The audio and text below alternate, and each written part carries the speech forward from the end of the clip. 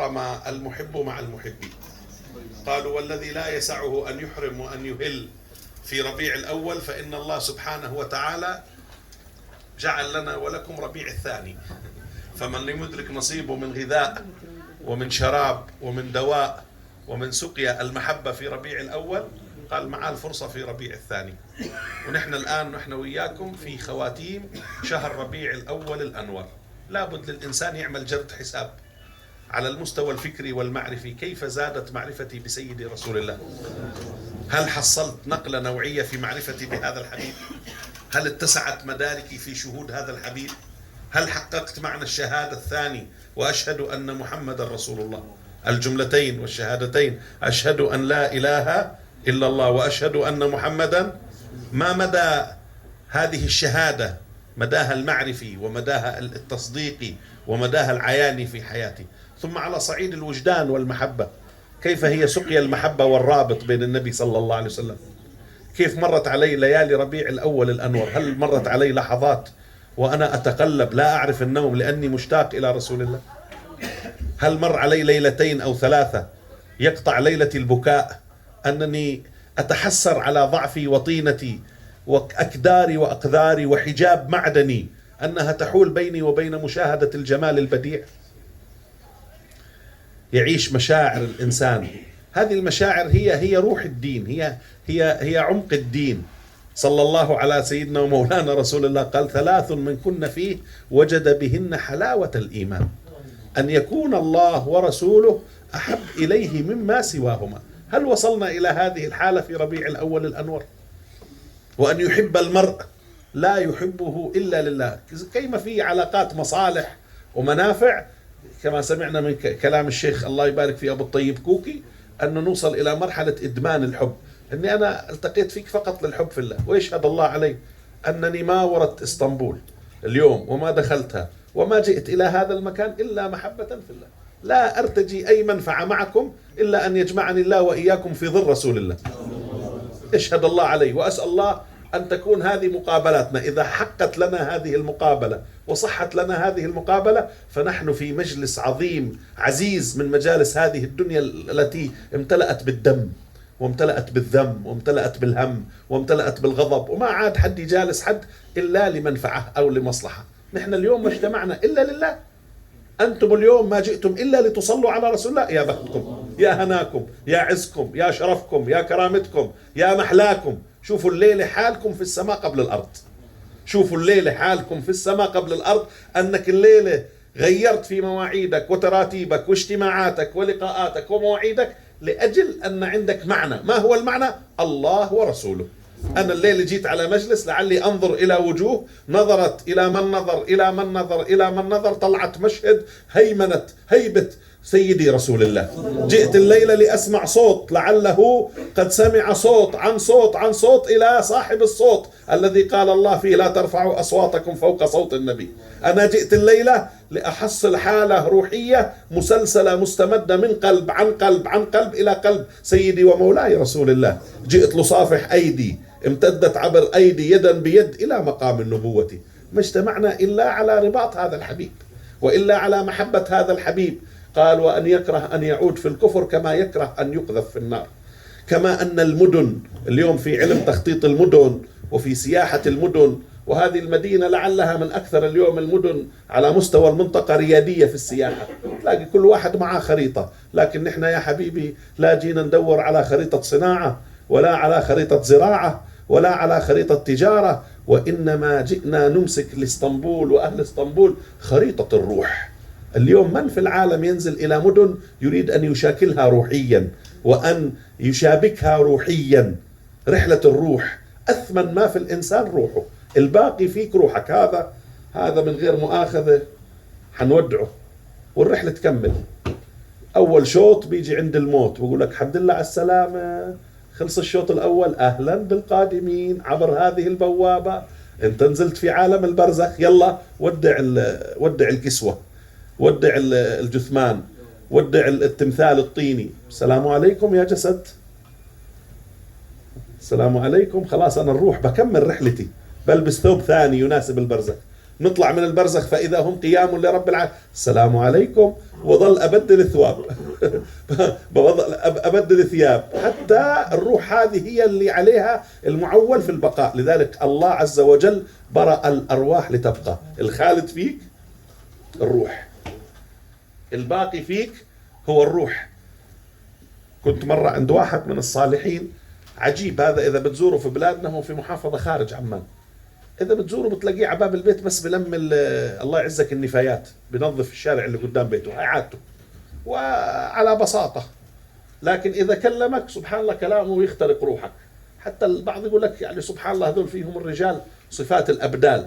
فيوم كنا عنده قال سبحان الله النمر يا حبايبي في أقل وجبة بوكل نص وزنه. قديش وزن النمر؟ بين 200 و 180 ل 220 كيلو. يعني النمر في أقل وجبة يعني بده ياكل له 100 كيلو. طب أنت يا حبيبي الآن ما شاء الله لو قلنا مشاوي الليلة كم كيلو بتسحب؟ خلي ريش على شقاف على كباب، زكاتك فيها كيلو. مين بوصل فينا كيلو؟ 2 كيلو. هذا النمر بياكل 100 كيلو في الوجبة. يعني نحن في عالم الأجرام وفي عالم الأجسام وفي عالم الأجداث، مخلوق من مخلوقات الغابة ما بنستطيع ناكل إلا 1 على 100 من اللي بياكله. وفي مجال الأوزان قالوا في نمل النوع الأسود هذا اللي الذر، هذا زمان العلماء كانوا يوزنوه يقولوا ما الوزن. كيف كانوا يسووا الأقدمين؟ يجيبوا رغيف خبز ويعبوه من الذر ويحطوه على الميزان، ما يوزن. شو يقول لك؟ لا وزن له. الآن بالمجاهر الدقيقة والحسابات هذا في له وزن، بس وزن يعني يعني ايش بدنا نسميه الوزن تاعه. هذا الذر يحمل 10 أضعاف وزنه. يعني تلاقيه هو ماشي النملة هذه وماخذ معها مونة 10 أضعاف وزنها. طيب أنت يا حبيبي كم تقدر تحمل؟ ترضعت لأهلك وراجع لهم الليلة بالفاكهة والخضار، وخيركم خيركم لأهله وأنا خيركم لأهلي كما قال صلى الله عليه وسلم. كم تحمل بإيديك هدول ما شاء الله؟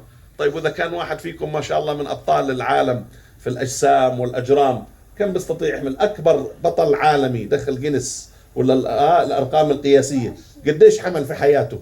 100 200 300 كيلو. يعني كم سيأتي نسبة وتناسب مع وزنه؟ إذا نحن في عالم الأجسام حتى ما بنوزن. احنا في عالم الأجسام خلينا نتجاوز المنقرض نتكلم الآن عن الحواضر. في بعض أجسام موجودة في الخلق احنا حتى لا ندركها. طيب على ايش نحن نسي الطين ساعة أنه طين؟ على ايش الإنسان متفاخر في هذا القالب؟ قال فأنت بالروح لا بالجسم إنسان. هذا القالب قارب، هذا القالب قارب، هو بده يعدي فيك بس من الشوط هذا للشوط هناك، فبدك تواسيه وتكسيه على قد الرحلة. لكن اللي ما ياخذ معك الرحلة الأبعد مين؟ روحك. يا ترى كم تعطي روحك في اليوم والليلة؟ الإنسان 3 عناصر رئيسية: نفس ونفس وما سواه، حكم النفس التسوية، والطين اللي يجي منها الأرض تمثال هذا، والروح النفخة العلوية.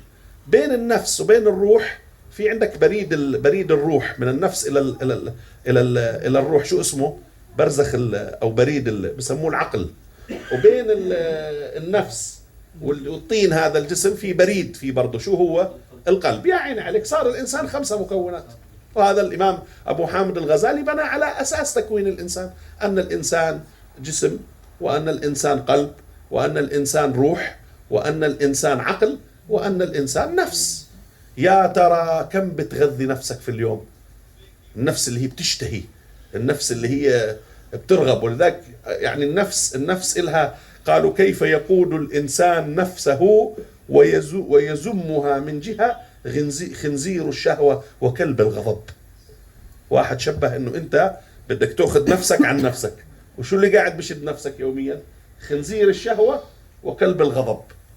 وهذه اشياء بتتثور اليوم في الحاضرة.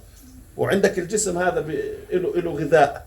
طيب مع كل هاي الأغذية اللي أنا بغذي قلبي وبغذي، طبعا أنت لازم تغذي الكل ولازم تشبع الكل على ميزان.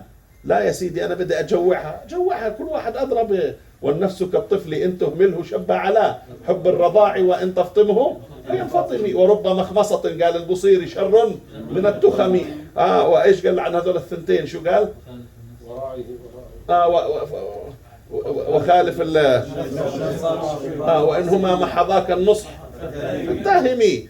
بدك ينتبه الإنسان من هذه الدواعي والدواهي. الحاصل روحك هذه كم تعطيها؟ مر علينا الآن شهر ربيع الأول الأنور، هل الواحد منا رتب برنامج في الصلاة والسلام على سيدنا النبي؟ نعم، أنا لي 10 سنوات مداوم على حديث من أصبح فصلى علي 10 وأمسى فصلى علي 10 أدركته شفاعتي. والحمد لله في ربيع الأول أبشركم رفعت ما شاء الله عليك إلى 100. الله لا يا سيدي، أنا سمعت أن النبي صلى الله عليه وسلم قال أكثروا من الصلاة علي، وذهبت إلى مشايخنا وعلمائنا يا سادتي ما هو أقل الإكثار؟ أريد أن أكون في هذا العصر المتحول وزمن الغثى من المكثرين في الصلاة على رسول الله. فقالوا أقل الإكثار الذي اتفق عليه العلماء 300 مرة في اليوم والليلة صلاة على سيدنا رسول الله. فأنا أخذت عهد على نفسي أن أدخل إلى ديوان المكثرين، يوم وليلة ما يمر علي إلا 300 صلاة على سيدنا النبي. الله أكبر. أنت عقدت العزم في ربيع هذا على هذا؟ نعم.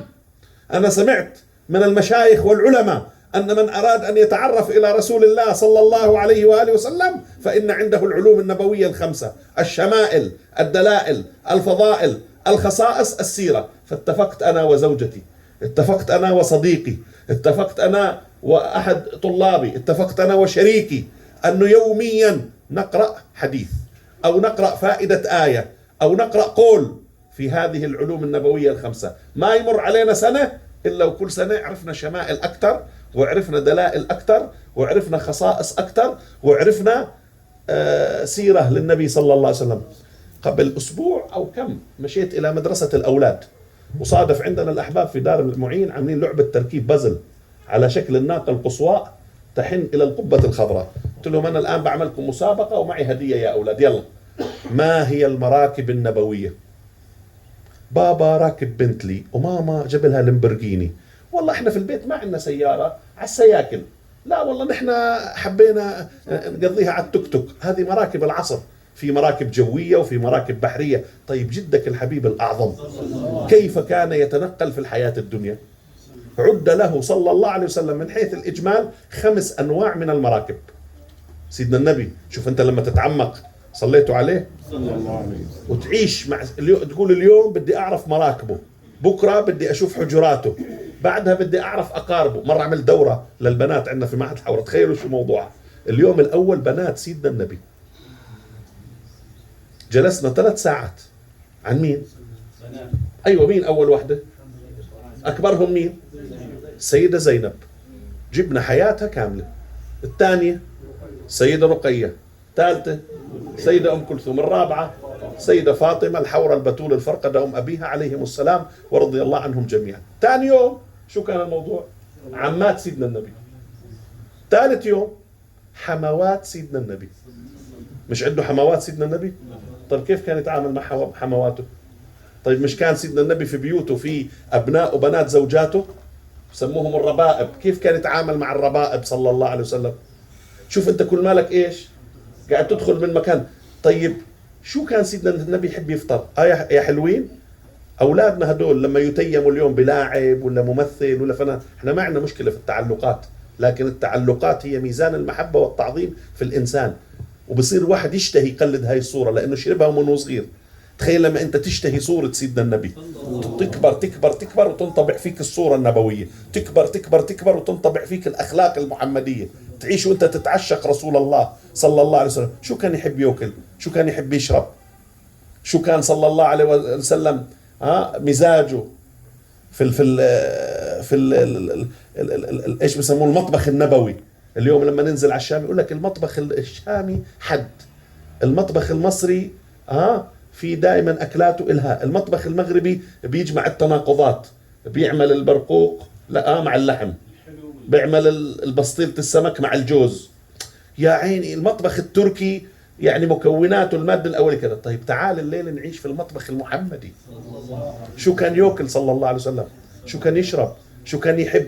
شو كان يألف؟ ما هي جوامع هديه صلى الله عليه وسلم في الطعام؟ تخيل أنا نقلتكم من موضوع لموضوع، قال ما جاوبنا ولا عن موضوع، لأن مش هدفي أجاوب، أنا هدفي أحرك السواكن. إنه إحنا اليوم بدنا نعمل فاتورة. خلص ربيع الأول الأنور، مرت ليالي علينا. إحنا ما بتكلم عن كم، لكن أصحابنا إخواننا اللي حاضرين من المثقفين أرباب الشركات والتخصصات بيعرفوا دائما إنه أي هدف لابد له من مؤشر كمي عشان يصلح قياسه. أما الشؤون المعنويات والباطنيات فهذه يعني تجلياتها وإفاضاتها واسعة كبيرة، لكن إحنا تكلمنا عن مؤشرات كمية. في شهر ربيع الأول الأنور هذا، هل أنا انتظمت في حضور مجالس المحبة؟ هل فعلا أصبح عندي ورد في الصلاة على سيدنا النبي؟ هل عشت حالة جديدة؟ عشت علاقة؟ تخيل أنت لما يصير في بينك وبين حد ألف وإلاف وتصير نفسك تعرف تفاصيله. اللي بدمن الحب يصير بيحب يعرف التفاصيل، وتدخل في تفاصيل التفاصيل، وتدخل في طيات العبارات ومنطوقات الإشارات، وتعيش حالة بقول لك الحب فيها بخليك يعني تعيش جو يعني شغف. هل إحنا وصلنا في علاقتنا مع سيدنا النبي صلى الله عليه وسلم إلى هذا الشغف، أنه صار حب سيدنا النبي صلى الله عليه وسلم يهيمن على ذواتنا، يحرك فينا؟ قالوا تعريف الحب شو؟ ابن حزم في طوق الحمامة وظل الغمامة في الألفة والألاف، قال لم يتفق العلماء على تعريف الحب. ما عرف حد يفك الشفرة، لكن كلهم اتكلموا بالعلامات. فمن العلامات قالوا الحب يحرك الساكن ويسكن المتحرك. خلاصة الحب، قال شو الحب يا شريف؟ قال لك الحب اللي بيحرك فيك الساكن ويسكن فيك المتحرك.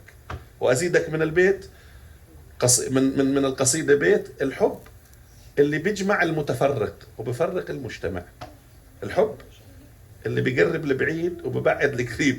لذلك قالوا حابة حامي بارد.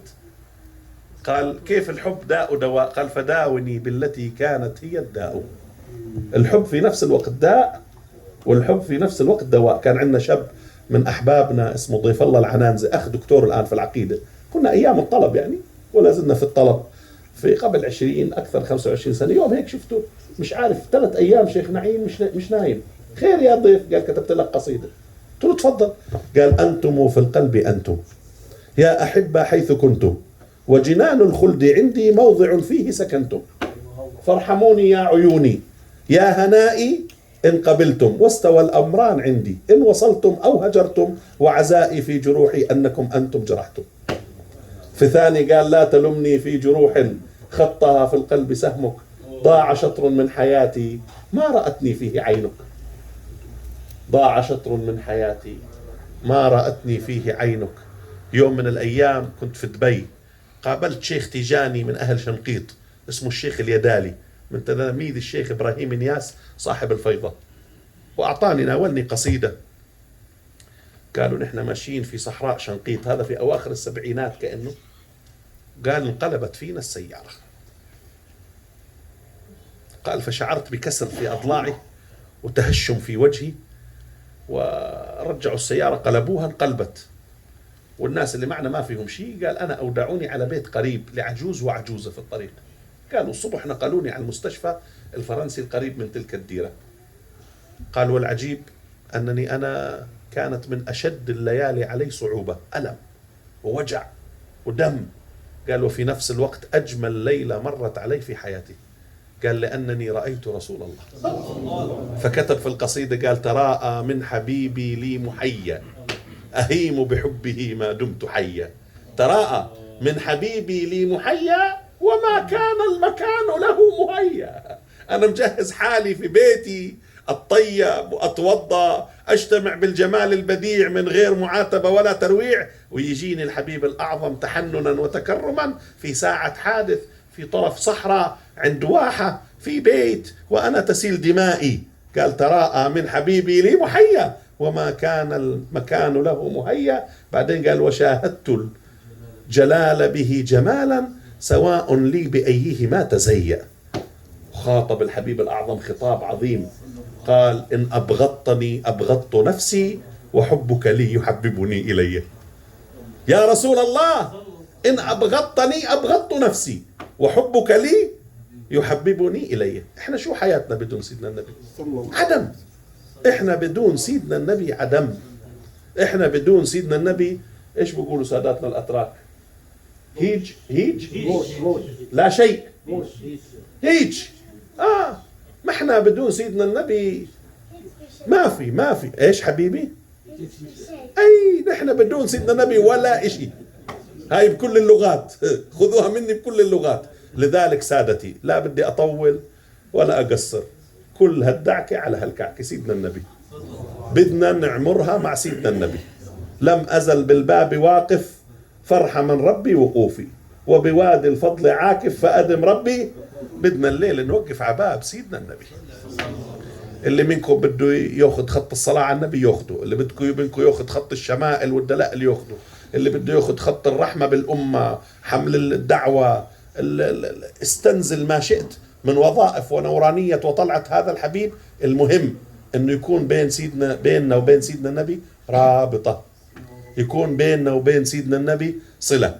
ويا سادتي ويا حبايبي يا أهل اسطنبول، وكل إذا في حد بتابعنا الساعة هذه، كل من يتابعنا، هي ربيع الأول خلاص أوشك الليلة الجاي، كل عام وانتم بخير. لكن معنا ربيع الثاني، صليتوا على من أنزل عليه القرآن والسبع المثاني. من الليلة بدنا نرجع ببرنامج، كلياتنا بدنا نرجع برنامج نقوي معرفتنا بسيدنا النبي، برنامج نقوي محبتنا بسيدنا النبي، برنامج نقوي روابطنا بالاتباع لسيدنا النبي صلى الله عليه وسلم. أذكر قبل سنوات في بلادنا تفكرت مع الشباب، ونحن بلادنا قطعة من بلاد الشام، لكن كانت فترة متأثرة بالقرن النجدي. فبدينا نفكر إحنا والأحباب كيف نخفف الحدة هذه شوي. يعني انبرى معي 6 من الشباب، وعملنا أول موسم قبل 16 سنة سميناه ربيع المحبين. وقعدنا احنا والشباب، شو بتحلموا؟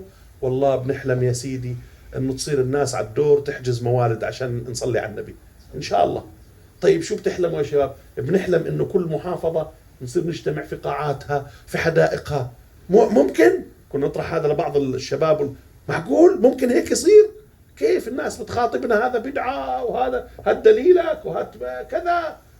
ونحن شو مجلسنا؟ قرآن وإنشاد وإرشاد وذكر وإكرام، هذه مكوناته، وكلها لها أصول ثابتة في الكتاب والسنة. وبدينا يا أحبابي موسم بعد موسم، كأنك تحفر في الصخر. هذه السنة جيناكم وما ظل محافظة إلا يجتمعنا في ملعبها البلدي يا في ساحتها الكبرى. حتى أنه اليوم أولادنا من شباب المنشدين اجتمعوا في سجن الجويدة، من أشهر السجون عندنا في عمان، وعملوا المولد النبوي. بسنة من السنوات قلت لهم بدنا نروح المولات، كل سنة نطلع لهم فذلك للشاب. قال كيف يعني بمول؟ قلت له على المول ناخذ بوث، الناس داخلة تشتري ونحن نصلي على النبي. قال طيب شو بصير؟ قلت بيلتموا الناس علينا. طيب ايش رايك انت يا البنك؟ تعمل حفل وتجيب مسابقات؟ قال جاهزين. انت يا اخوي تعمل جاهزين، انت تنشد نحن نعمل كلمة. عملنا هالبوث، صلى الله على محمد، واحد يجي هو مريته، الثاني يجي هو أبوه، البنت وأهلها. ما لقينا إلا صار 600 700 نفر كلها تصلي على النبي. هذا مسابقة، هذا كذا، هذا كذا. السنة اللي بعدها اللي بعدها اللي بعدها، هذه السنة أكثر من 30 مول في ديارنا يعمل صلاة على النبي ويعمل احتفال المولد. إحنا قادرين بالهمة، والهمة اسم الله الأعظم وبركة الحبيب صلى الله عليه وسلم، نحيي المناسبات في ديارنا وبلادنا أينما نزلنا. يوم من الأيام نزلنا إيطاليا، وأنا متعود أعمل في عرف التعريف. كان أول من عرف في البصرة سيدنا ابن عباس، جمع الناس، قال يا رب زي ما جمعتم في عرفة إحنا اجتمعنا. فقلت للشاب هناك اللي استضافونا، قلت لهم أنا متعود أعمل تعريف، وأنا قاعد عندكم حعيد عندكم العيد، لابد نعمل تعريف. قال إيش التعريف ذا؟ قلت لهم نقرأ قرآن، نذكر الله، نصلي على النبي. كانت سنتها شتاء 2011 إلى الآن أذكر. قال يا أخوي ما تعريف مين؟ ما حد يعرف تعريف عنا. قلت لا لابد نعرف، احنا وين نزلنا نعرف. وكنت يومها الصبح في شو اسم هذه فلورنس هذه، نمنا في فندق، طلعت أعمل محاضرة الظهر. هذا مسجد مسلمين، وهذا كنيس يهود، وهذا كنيسة مسيحيين في نفس وركبنا القطار ووصلنا ميلانو. وبعدين لقينا شيخ من أهل اليمن من الشمال، مقارئ طيب، قلت له انت ابدا بس بالقران وما عليك. والله نصرنا بالمصريين، ذول اصحاب القهاوي واللي مش عارف مين اللي والله يبيض الله وجوه المصريين في ايطاليا. ان عملنا ليله الى الناس صفت مع المغرب للشارع، وقام واحد قال خلاص انا بفطر الناس. انت بس قول يا رب، انت هم، لا تقول انا لحالي، انا لوحدي، انا مش ما استطيع، انا ما حقدر. تجد التسخير سبحان الله. الان المناسبات وين ما تنزل صاروا الناس متعودين في هذيك البلد، يقول لك سيدي الشعبانيه قاعدين ايوه نحييها مع بعض، الاسراء والمعراج صار لانه على مدار السنه في مناسبات، وهذه المناسبات تشكل هويه الامه المحمديه. تخيل لو نحن في كل شهر يدخل، احنا طبعا هلا حيخلص ربيع الاول والثاني، شو بيطلع عندنا مناسبه في ديارنا، ذكرى مؤتة. هاي ذكرى مؤتة بنعطيها مش شهر شهرين، لفوا المدارس، اعملوا القصائد، اعملوا المسانيد، اقرأوا في تراث الصحابة، زيارات لموقع المعركة. يا إخواني بلاد الشام، ونحن في مركز بلاد الشام الثقافي، سواء كان الأردن ولا فلسطين ولا سوريا ولا لبنان. تعرفوا المؤرخين بيقولوا أن الشام تمتد من الأناضول للعريش، هذه كلها شام. حتى في منطقة هنا مرة قعدنا فيها أبو الفضل وداني عليها، شاملر، هيك اسمها؟ اي شام صح؟ لار ايش يعني؟ جميل، جمل الله حالك. شيخ عبد الحق كله جميل. اي شام، شام لار. طيب فاذا نحن وياكم اليوم لابد بمزاجنا الشامي. ترى المزاج الشامي، صليتوا على النبي، مزاج معتدل ولا ما بتلاحظوا معي هيك؟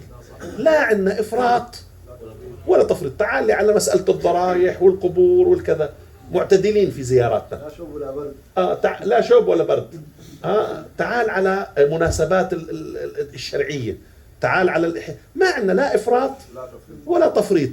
وهذه المناسبات إذا قامت وقامت فيها منافع الناس يقوم فيها الخير الكبير. أنا بجدد الشكر لأهلي وإخواني وخاصتي وأحبتي في هذه البلدة المباركة، كل من حضر من مشايخنا، كل من حضر من أحبابنا، جزا الله خير المرتبين. وما شاء الله المكان بهيج. نسأل الله يجدد الرحمات على روح الشيخ أبو الراتب، الله يرحمه رحمة واسعة. ومن انتقل من مشايخنا في هذه البلدة، سيدي الشيخ محمود أفندي، وسيدي السيد إبراهيم الخليفة، وكل من عرفناهم من أهل الله المنتقلين في هذه البلاد. أسأل الله سبحانه وتعالى أن يعيد علينا من بركاتهم. نحن في بركات سيدنا أبو أيوب الأنصاري، هذا الصاحب النائب للنبي صلى الله عليه وسلم في هذا الإقليم، ويمتد إن شاء الله في القفقاس وفي الجزيرة الليبيرية وفي القوقاز وفي جميع الديار، حتى ترفرف رايات لا إله إلا الله محمد رسول الله. نحن الآن في وقت يكاد يكون يعني آخر الليل والفجر قريب، الفجر الباسم قادم، لكن آخر الليل له حلكة شديدة وفاتورته كبيرة. لكن إن شاء الله كما أنني لا أشك أني أجلس مع أخوتي وأحبتي وأهلي في هذه الديرة، فإن وعد النبي صلى الله عليه وسلم بدخول الإسلام كل بيت حجر ووبر ومدر حاصل وسيكون. ومهما تكالبت الظروف واشتدت العتمة فإن الفجر سينبلج.